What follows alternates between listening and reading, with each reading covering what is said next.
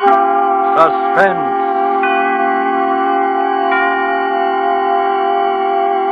Tonight, Roma Wines bring you Mr. Joseph Carlton as star of Beyond Good and Evil, a suspense play produced, edited, and directed for Roma Wines by William Spear. Suspense, radio's outstanding theater of thrills, is presented for your enjoyment by Roma Wines. That's R-O-M-A, Roma Wines. Those excellent California wines that can add so much pleasantness to the way you live, to your happiness in entertaining guests, to your enjoyment of everyday meals. Yes, right now a glassful would be very pleasant, as Roma Wines bring you Mr. Joseph Cotton in Beyond Good and Evil by Ben Hecht and Douglas Whitney in a remarkable tale of suspense.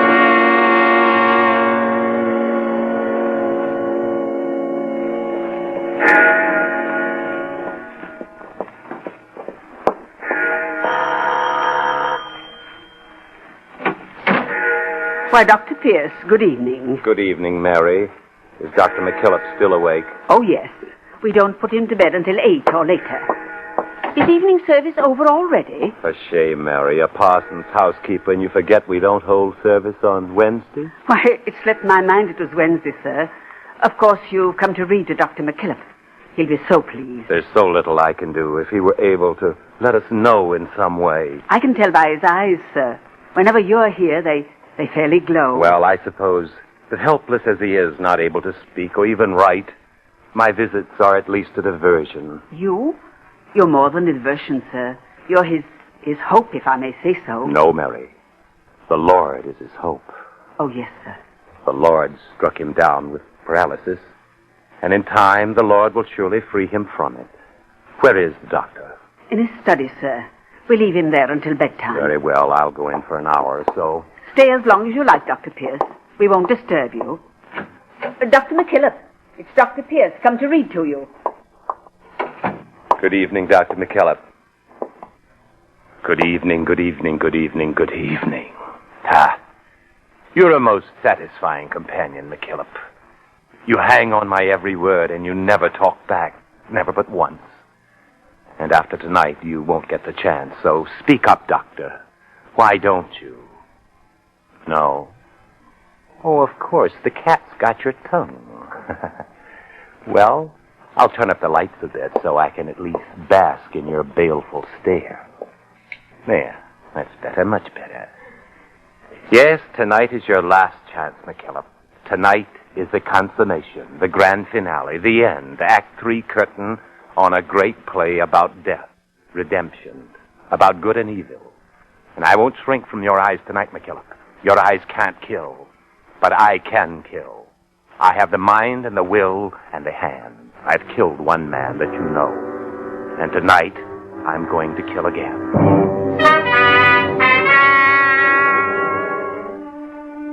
No reading from the good book tonight, Doctor. No more metaphysics now. I'm going to tell you a story. Much of it is ancient history to you, but I think there's enough new to hold your interest. I know it will hold my interest because I enjoy talking about myself. Well, you already know I killed a man. You know who he was. And you even know who I was before I became Dr. Howard Pierce, pastor of this good and godly community. At least you know the name Philip Gentry. But you never knew the soul of Philip Gentry, Doctor. The contempt, the sum of evil that was in me that night it all began. That was 3 months ago. A stormy night, as you remember.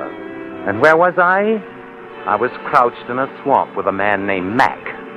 Because we had just escaped from prison, hiding like an animal in the deep mud and ooze, alien from the whole human race. Gentry, where you going? To the highway, fool. Gotta get out of this mud and make time. But Pete's back there in the swamp. You can't leave him. Why not? Because he'll die. We all got to stick together. He'll die back there. Listen, we took equal chances when we made this break. I'm not going to take extra chances for anyone. We have to make time before daylight, before the rain stops. They'll bring out dogs in the morning. Dogs? Okay, you're the boss. See, there's the highway now beyond the fence. Yeah. So what do we do? Where do we go? We split up. But, Gentry, shouldn't we stick We together? split up. I go my way, you go yours. I'll meet you in Chicago later. At Tony's place? Tony's place. Okay. 2 or 3 weeks, and the manhunt cools off. Okay, we'll make a great team, you and me. We'll make them suckers scream. Chicago. And then maybe South America. All right, Mac. Save the dreaming for later. Right now, you've got to get moving. Now go on, fast.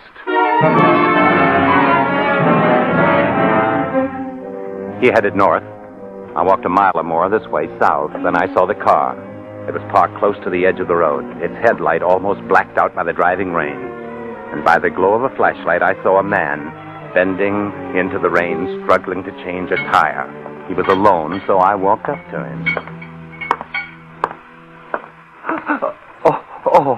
You startled me. I didn't expect to see anyone out this late.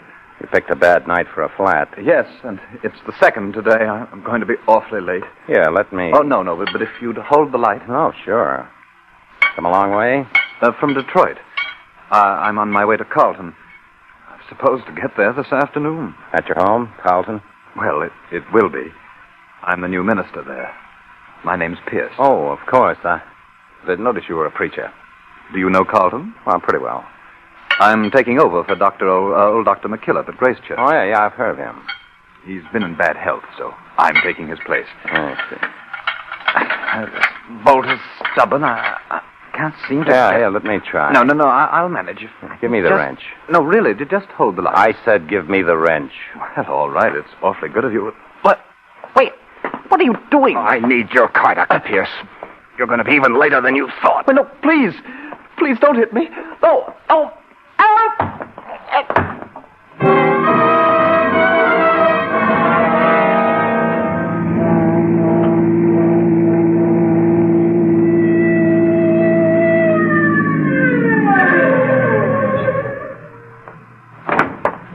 Hey, let me see your license, buddy. Huh?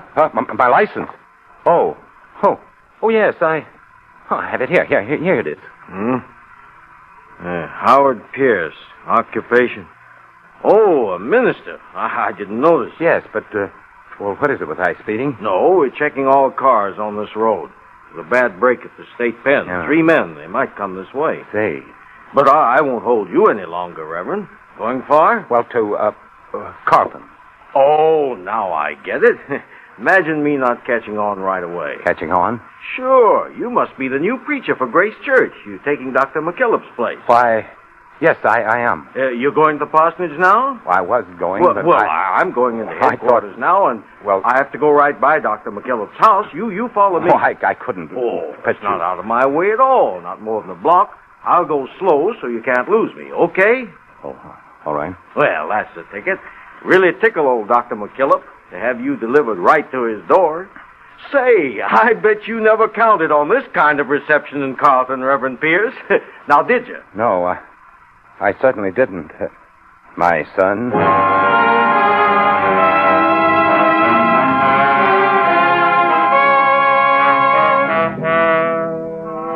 For Suspense, Roma Wines are bringing you as star Mr. Joseph Cotton in Beyond Good and Evil by Ben Hecht and Douglas Whitney. Roma Wines' presentation tonight in radio's outstanding theater of thrills, Suspense.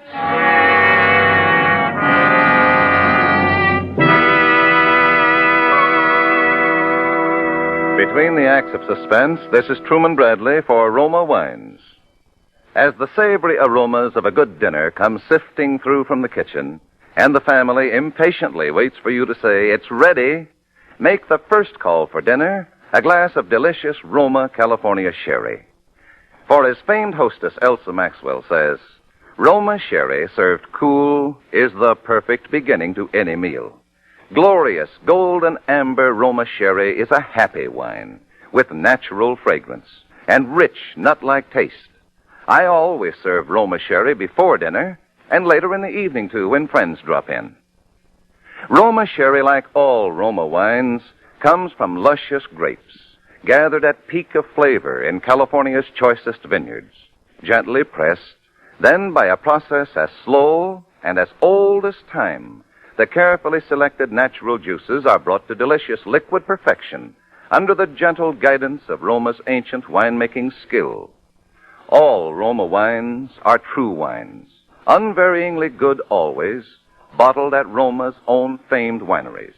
Remember, because of uniformly fine quality at reasonable cost, more Americans enjoy Roma than any other wine.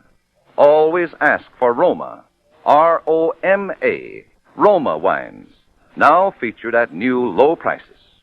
And now Roma Wines brings back to our Hollywood soundstage Joseph Cotton as Philip Gentry in Beyond Good and Evil, a play well calculated to keep you in suspense.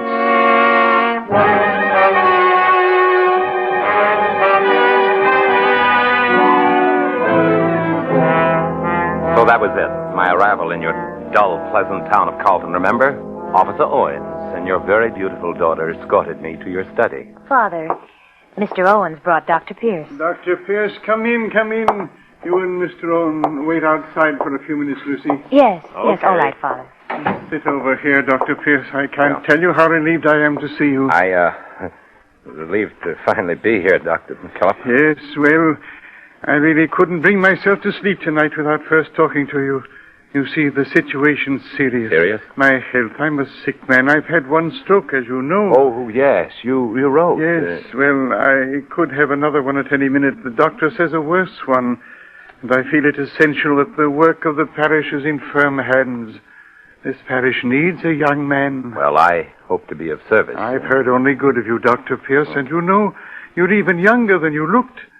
And I look... In the picture you sent, darker, too, your hair. I'm afraid it wasn't a good likeness. I have the picture here somewhere on my desk with your letter. What did you want to talk to me about, Dr. McKillop? All the work of the parish. Oh, yes, here's the photograph. It's Dr. Pierce. Is there something wrong, Dr. McKillop? It's not. Who are you? This isn't your picture. Who are you? I don't think that would interest you, Dr. McKillop. Something's happened to Dr. Pierce. What did you do to him? You're... What do you think I did, Dr. McKillop? Go on. Guess. Yes. Guess. Don't play with me, you sanctimonious fool. Speak up. Speak. Oh, brother, don't tell me. You've had a stroke. You can't speak. Is that it? Yeah. Well, I'll find out. I'll take that picture, Dr. McKillop. Now, if you don't mind. Dr. Pierce, we thought we heard... Yes, Miss Lucy, something's happened to your father. We were talking and all... Say, he's sick. I'll call the doctor, Miss Oh, Lucy. yes, please, Mr. Owen. Yeah, it's another stroke. He can't speak. Apparently, he can't move. Oh, Father, what can we do? You'll have to wait for the doctor, and maybe even I then. know. The doctor said he could be paralyzed for months, years, but he mustn't die. Oh, I'm sure the Lord will spare him if we have faith. Oh, yes. Look, he can hear us, see his eyes. I see. It's a blessing you got here tonight, Dr. Pierce, a blessing. You are going to stay. Well, But you must. Well, I wasn't sure, but since this has happened to your father, yes, I'll stay. I hope I prove worthy.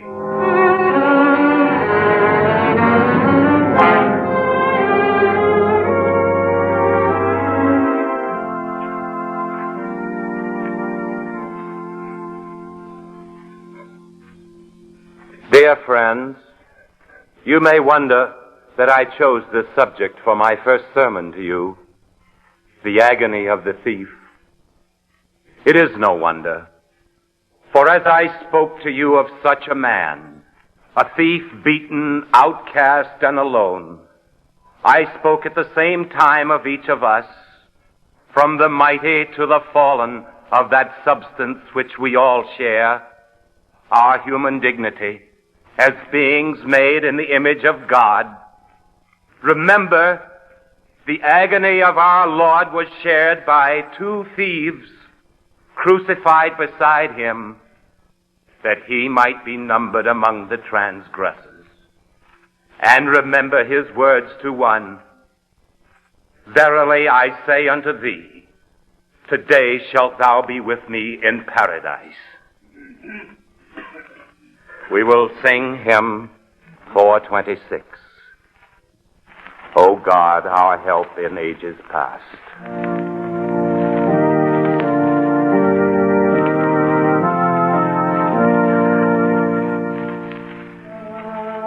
My first sermon, Dr. McKillop, and it was duck soup for me. You couldn't understand how such a thing could be done without faith. Well, you didn't know I'd been a lawyer. I've done a lot without faith, McKillop. It doesn't take such a holy man to care for your sheep. From the first day until now, I've been the ideal parson. Even the day I got that call from young Hubbard, yes. I played the part. I forgot. This is all news to you. You didn't know about that, about the conversation I had with young Hubbard in the study in the church. Dr. Pierce? Yes?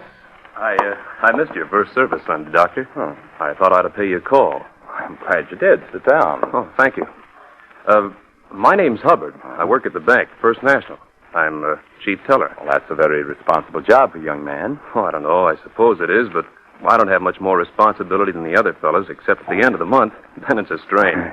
The end of the month? Oh, sure. Well, that's when well, you know, I've never told anyone about this. So even well, if it's confidential, Mr. Oh, Hubbard. Naturally, not so far as you're concerned, Dr. Pierce.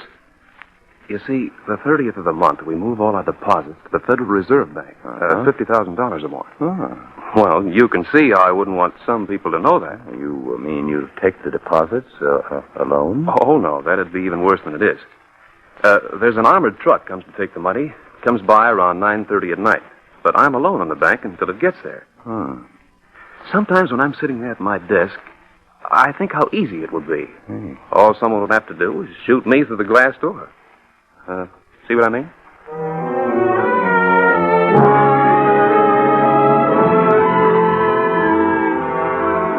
Faith McCullough. God never send his mouth, but he send his meat. Out of all this community's 35,000 souls, Hubbard chose me to share his secret.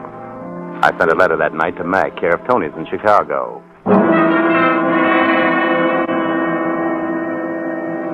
As you can see, Mac, the setup is simple and foolproof. If you do as I say, leave Tony's now, hide out until the 28th of June, then head this way. Case the job first, because you must be at the bank not later than 9 p.m. on the 30th.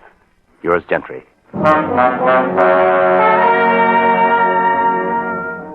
That meant 2 months to wait. 2 months until the death of young Hubbard. 2 months until I had $50,000 and a clear getaway. 2 months until tonight. 2 pleasant months to play a saintly part, warmed by adulation, warmed by love. Because even you could see what was happening to your daughter, your very beautiful daughter, Lucy. Dr. Pierce, do you ever think of anything besides your work? I don't know, Lucy. What sort of things? Well, do you ever think of yourself, of a full life for yourself? Why, of course. That's why I work. My work gives me a full life. Oh, you don't know what I mean. Yes, I think I do. You see, I have to tell you even if you don't want to hear. Lucy, my dear. I have to tell you that I love you, Howard. I know I can't expect that to mean much to you. It means a great deal. Not enough. Lucy, dear, you told me once that you were engaged to someone. Yes, I'm supposed to be. Oh, Tom's all right, but he's little and unimportant and afraid. He's afraid to dare anything or do anything. He's meek. Ah, the meek shall inherit the earth. You don't believe that, Howard Pierce. Even if you are a parson, you don't believe it. What do I believe, Lucy? I don't know exactly. But when I first saw you, I knew that you were like me. You have boldness and strength. You have an inward feeling about life.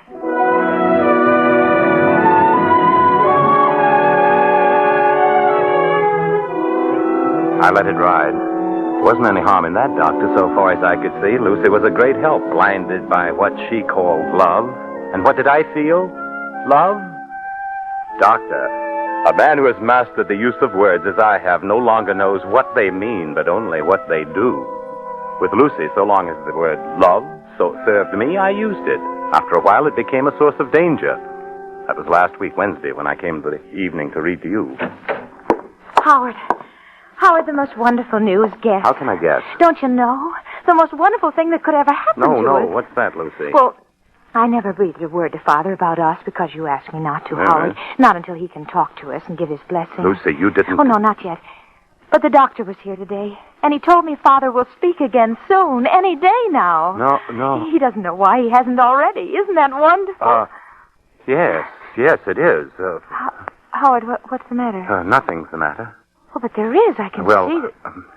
Sit down, Lucy. All right, Howard. I was going to tell you before, my dear. You see, well, I can't marry you, not ever. You can't. Please, you mustn't ask me why. It doesn't matter why. Do you understand? Because you don't love me. If you have to believe that, all right. Only you must go on and live your life as though you'd never met me.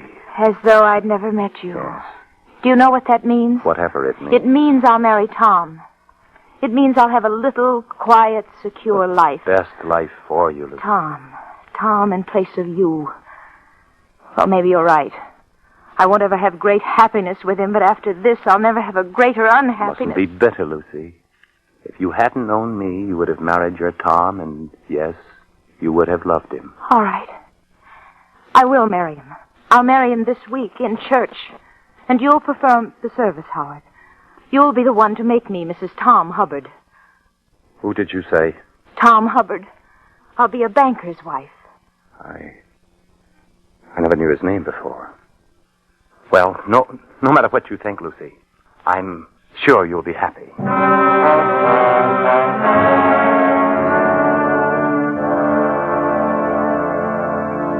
Don't ask me why I didn't kill you, Dr. McKillop, when I heard that you might speak now at any time. I can still smother you with a pillow and no one would ever know. I suppose killing will always be distasteful to me, a job for cruder minds. It isn't because of any moral scruples, believe me. And don't you believe, Doctor, that ethics had any part in what I did about Lucy either. Not for 1 minute. It's just that I wanted my hands free this last week. It was just that I believe in leaving a place tidy, no loose ends. If it happens that my neat habits turn in a good deed now and then, that doesn't make me a Boy Scout.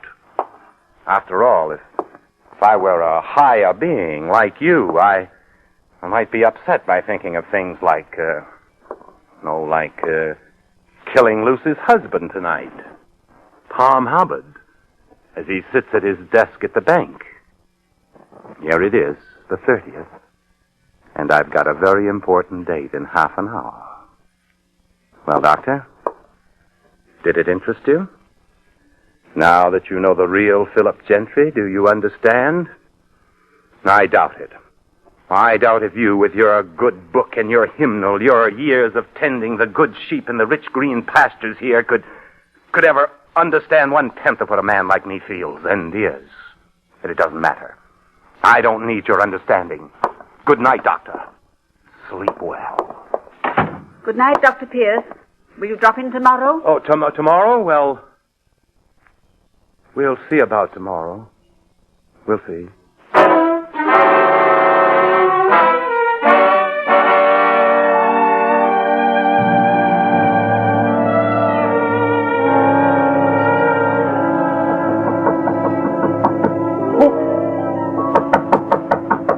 Who is it? It's Dr. Pierce, Tom. Let me in. Oh, Dr. Pierce. Yeah. Just a minute. I wanted to make sure. You see, this is the night when the truck is... Yes, I remembered. That's how I knew where to find you. Did you want something? Lucy's feeling sick. I came to send you home. Lucy? Yeah. Oh, but I can't. I have to stay. I can stay for you. Gee, I don't know. I'm supposed to stay until... Lucy is calling for you, Tom. She's really sick? Well, all right. I guess with you here, it'll be all right. Just tell me what to do. Well, that's the money already in those sacks. Yes. And I sit here. Yes, right at this desk. Gee, I don't know what the directors will think. Now, run along, Tom. They'll never know. Even if someone walks by from the outside, they'll never know if it's you or me sitting here.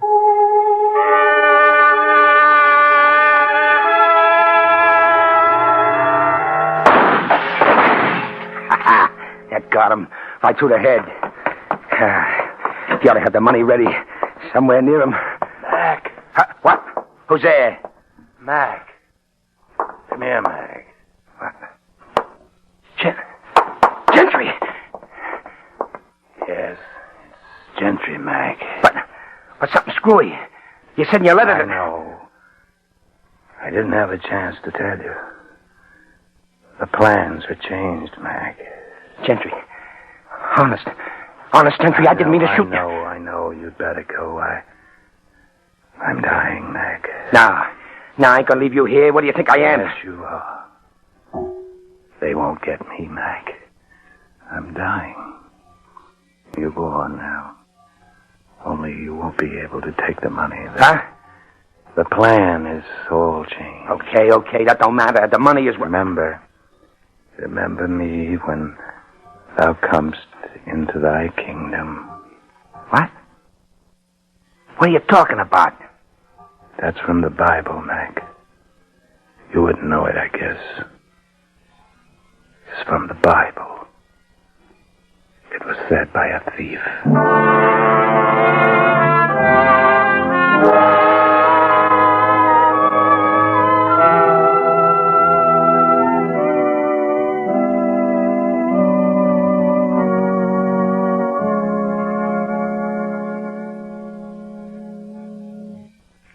This, dear friends, was the man Philip Gentry, or Dr. Pierce, or what other name he may choose in eternity.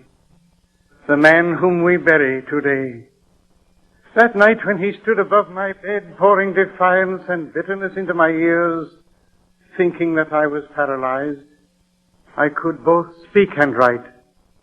My paralysis had been gone for many days, but I did not speak because I knew what Philip Gentry would do, what he had to do. I knew what he denied, that to accomplish work as he had in God's vineyard, a man must have faith, even though he deny that faith. That is why, in spite of all, he protected my daughter's happiness.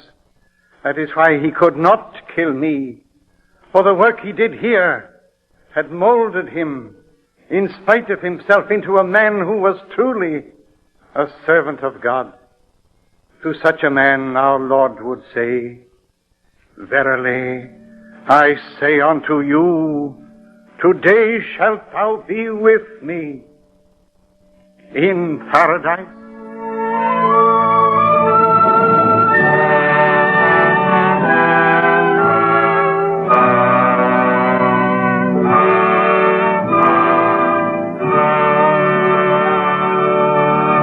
Roma Wines have brought you Joseph Cotton as star of Beyond Good and Evil, tonight's study in Suspense.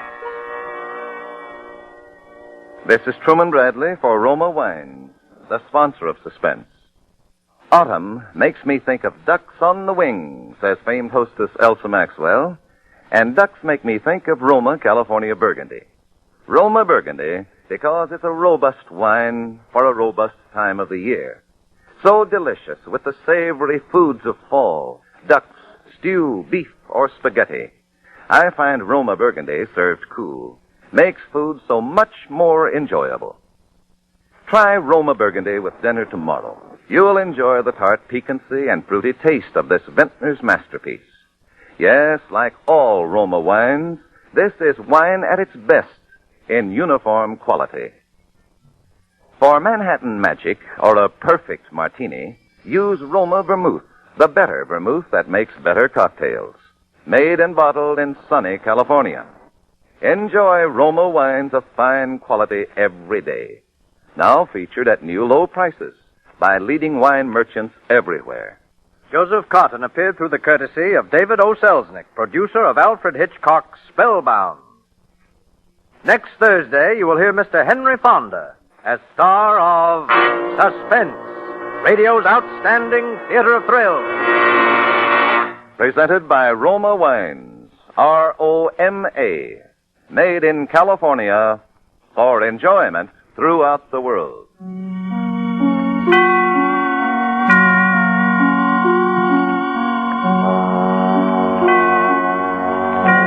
This is CBS, the Columbia Broadcasting System.